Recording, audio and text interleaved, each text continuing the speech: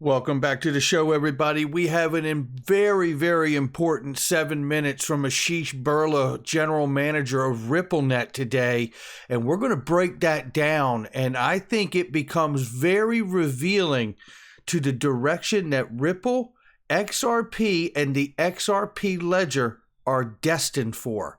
Somebody roll that beautiful intro. This is Digital Perspectives with Brad Kimes. Subscribe for new content notifications. Now, here's Brad Kimes. Come on in. Welcome back to the show, everybody. You can follow me on Twitter at BackupBradleyAbove, and everything that we're talking about here today. $2.897 trillion market cap for crypto. We're off a little bit by 0.83%. We're looking at the numbers right now. 66,400 plus for Bitcoin. Ethereum holding its own at 4,700 plus. And we see here that Cardano is at 221, even though it's off by 3.5% right now in the 24 hours. Solana is $236.96. And XRP is $1.27. Let's go ahead and take a look at the price range for XRP today.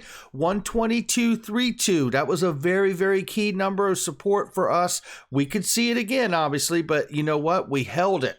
That 122, 123 line is a support line for us.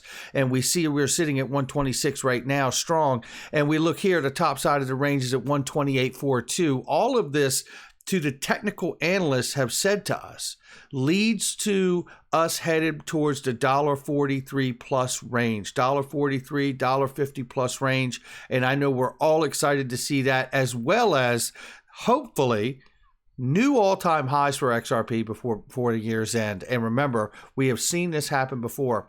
Ladies and gentlemen, let me tell you about this. This is exactly why I tell you about Link2.com. The numbers are brought to you by Link2.com. And this is why I tell you, look at the returns on private equity. You know, it's all about diversification for me, not financial advice, for me. And I love buying into the private equity companies and holding shares of these companies here. And you could see, look at the past for investing in the future. CEO Bill Saris and COO Joe Indoso explain how Link2's investors achieved 4 to 10x returns with their investments on the platform. And this is some of the stuff that you could see here. You can see, obviously, Ripple, Coinbase was on there. It was going for like $32 a share, I think, at its peak before it IPO'd. And it IPO'd at about $400. It's since pulled back, but that's a hell of a ride right there. We also see that you could still get Uphold and Kraken as well as Ripple there. You never know how long this will go before it all runs out. So make sure you check out Link2.com. All right, let's get into this, because this is extremely important this morning here. This is an incredible 7 minutes with Yahoo and Asheesh Birla from RippleNet, and I want to break it down for what I'm seeing here. And I believe what we're seeing is extremely telling for what the future is going to look like for the fourth industrial revolution and the Internet of Value. Let me play the clip here for you. Yeah, I'm excited to announce that, this morning, 9 a.m., we announced our newest product called Liquidity Hub. And, as we were talking earlier, Ripple has been building a cross-border business, payments business for a number of years now. And remember, that's key. They've been building that infrastructure for a cross-border business for a number of years now. Keep listening. And in 2018, we started sourcing liquidity for moving cross-border payments from crypto exchanges. We built up that expertise over the years. And more recently, some of our enterprise customers have been asking us, hey, we source cross-border FX liquidity from Ripple. Is there a way that we can source Bitcoin and Ether and XRP liquidity for our customers? Did you hear what he just said? We source FX liquidity through RippleNet for our business already. They've been doing that for years, settling cash to cash, right, without the use of XRP. Now the question has come, can you expand that offering outside of cash to cash settlement? And eventually one day XRP can sit in that bridge, and in some corridors it does, right? But now they're asking about the ability to aggregate and source liquidity from all the different areas for different cryptocurrencies. Keep listening here. This is big. We're going somewhere at the end of this. And that really gave us an idea of bringing something like Liquidity Hub to the market. I mean, we already have the expertise. We've integrated into exchanges for our on-demand liquidity product that's part of RippleNet. Let's give customers what they want, and we brought it to them and announced it this morning. Is that one of the things still keeping crypto more broadly out of the mainstream, even more than it is already now, that liquidity, that on-demand liquidity? Yeah, so I mean, it sounds really easy, and when I talk to my product teams, I'm like, why can't we just flip the switch on? And it's actually really difficult. And as much as we talk about mainstream adoption and the name of the conference, being about taking crypto mainstream, how many crypto developers do we really know out there that know how to securely source liquidity? And we become experts on handling all sorts of things. Like, what happens if a crypto exchange goes down? What happens? We can't tell our customers that, hey, you can't, send cross-border payments today. I wouldn't have a job. And just one of our customers that we announced this morning, CoinMe, if they're sourcing a Bitcoin transaction for one of their ATMs, they can't just tell their customer it's down. So we've built that redundancy by integrating into a number of different exchanges around the world. If there's not enough liquidity, we know how to bring liquidity to the market, and we're going to make that a enterprise-grade product with Liquidity Hub that I think will take to our customers, our existing customers, new customers like CoinMe that we announced this morning, and in the future, I think every corporation in the world is going to want to source crypto liquidity for their business. Every corporation in the world is going to want to source crypto for liquidity for their business. Enterprise-facing customers, enterprise clients, enterprise customers. Remember these phrases. As we know, words mean things, right? So let's keep listening. Don't steal my thunder, because I want to get into what corporations should or should not be doing right now with crypto. But as part of Liquidity Hub, is that trading? Is there a trading component too? Well, underpinning liquidity is the buy and sell. And the definition of liquidity is the buy and sell. So we offer an interface that enables enterprises to buy and sell crypto. So you can think of us as an integrator and an aggregator across a number of exchanges. If you're familiar with Kayak or Google Flights, it's sort of an integrator across a number of different travel websites. And you could also say Progressive Insurance, that shows you all the different insurance rates for the policy you're looking for and the coverage you're looking for. Aggregator, right? Remember these things. Remember these words. We're coming back to this. Keep listening. Think about Liquidity Hub as aggregating crypto liquidity across a number of venues. Today, a lot of centralized ones, but I think in the future, decentralized liquidity is going to become more important, and I'm excited to head that way as well with the product. To the crypto noobs out there on the Yahoo Finance platform, does this put you in competition with the Coinbase and Robinhood?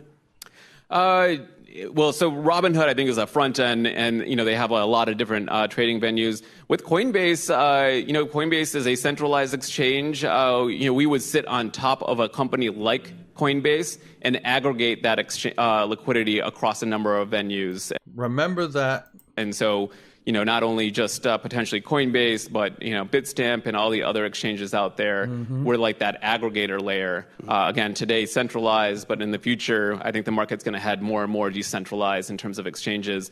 That's where we want to be as a product as well into the future. How do you keep this stuff, and not to make it as that simple, how do you keep it safe? How do you keep these payments safe? Yeah, that's a good question, and it goes back to what I said earlier, is that we have 8 years of building enterprise-grade products in this space. We know how to secure crypto transactions. We know cryptography inside and out. And we're really good at packaging that for enterprises. So we're taking a lot of the learnings we have from building products over the years, and we're making it an elegant experience for our customers. Because I'll tell you, like, our customers, enterprises, they don't have the expertise in security that we do.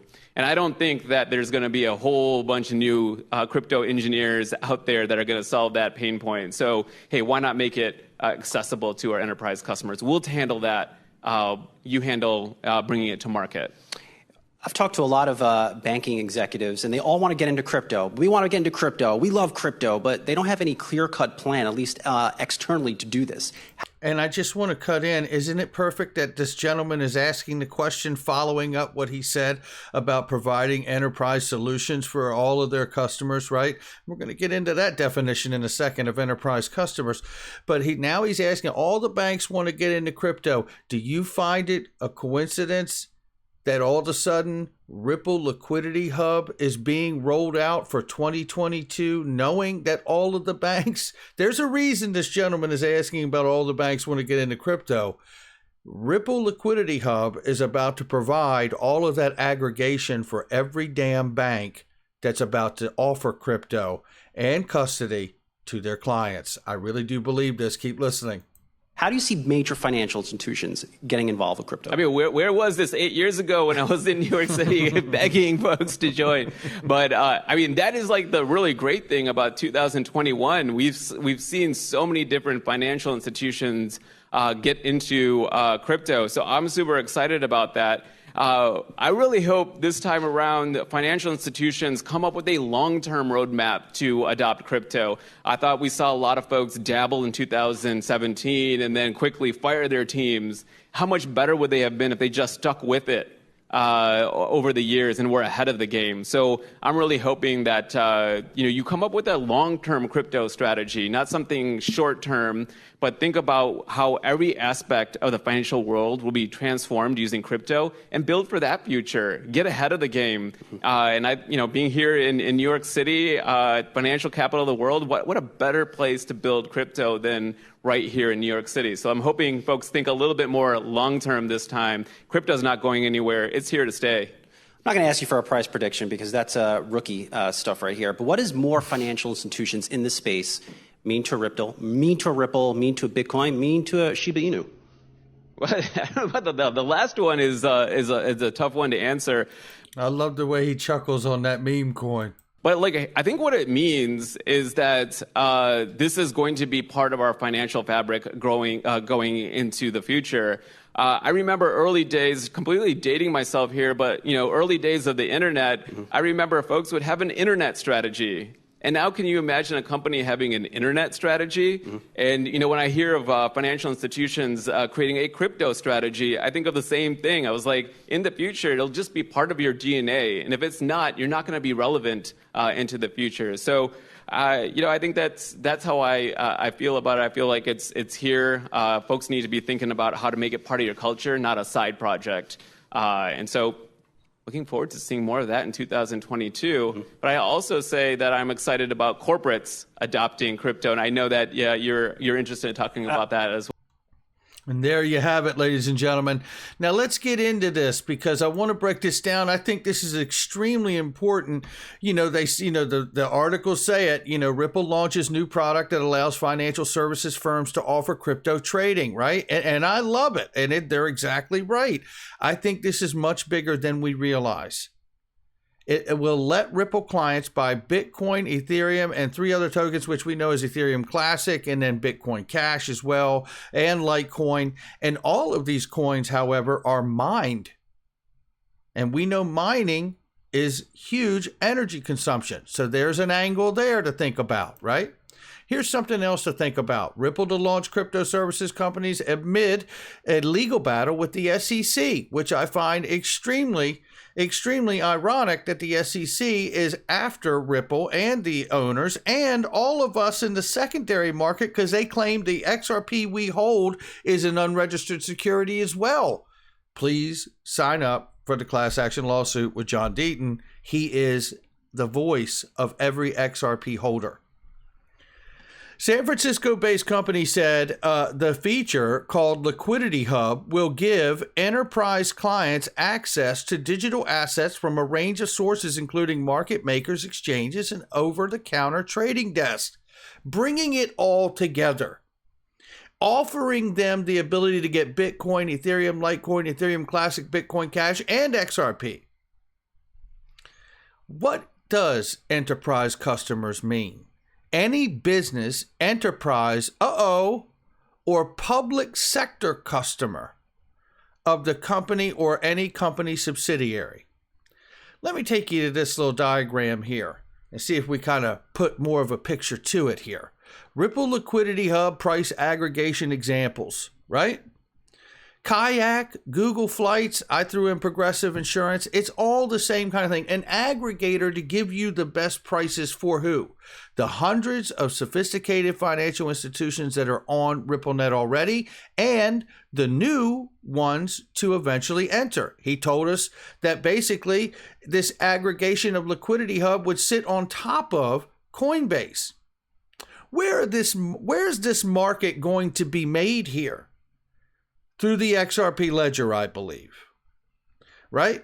That, to me, is how they're going to get this done. And if I understand this correctly, then we know CoinMe is tapped in and going to have the ability to use this Ripple Liquidity Hub to get whatever they need. And why would they be going through the XRP Ledger? For the same reason that they've been using the XRP Ledger to settle cash to cash. Because at the end of the day, the XRP Ledger is a decentralized exchange for the world. SEC in the United States. This is more example to the judge in the court that the ledger is in fact decentralized. And in fact, it's starting to find such relevance that it will become an aggregator for not only cash-to-cash settlement they've been using it for, but even cash-to-XRP settlement to cash, as they've been doing in smaller exotic corridors, but now opening up the door to provide liquidity and price aggregation for more cryptos as well. And I think we will continue to see, like CoinMe, more exchanges, more banks, even Coinbases of the world, begin to tap into this liquidity hub, even themselves, to be able to make markets at a more accurate price, at a better price, using all of the aggregated information through the Ripple Liquidity Hub to source whatever it is they're after. And because we understand that the definition of enterprise customers also includes public sector customers, I think we can also throw in the idea that the U.S. Treasury and the CFPB, which has absolutely cited Ripple and the virtual currency XRP directly for cross-border settlement and transparency for credit unions and banks in the use of cross-border payments as well. We know Ripple also has a private ledger for central banks to launch CBDCs, example, Bhutan Central Bank, right? And God knows how many others we don't even know about yet. This is interesting. And what it really begs to question is, it really looks like to me, through the explanation of what I am hearing from Asheesh Birla, everything runs on the XRP Ledger, just like I've been saying since this channel has begun. XRP Ledger is a decentralized ledger to the world about all the money. That's what it's about.